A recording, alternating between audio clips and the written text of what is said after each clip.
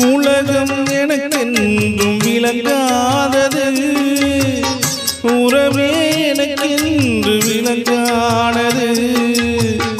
ஆடடா முந்தானை சிறையானது, இதுவே என் வாழ்வில் முறையானது.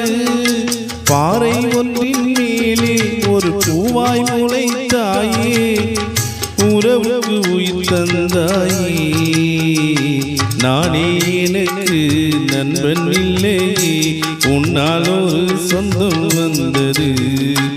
என்னை தானே தஞ்சம் என்று நம்பி வந்தாய் மானே. உயிர் பூ எடுத்து ஒரு மாலையிடு, விழி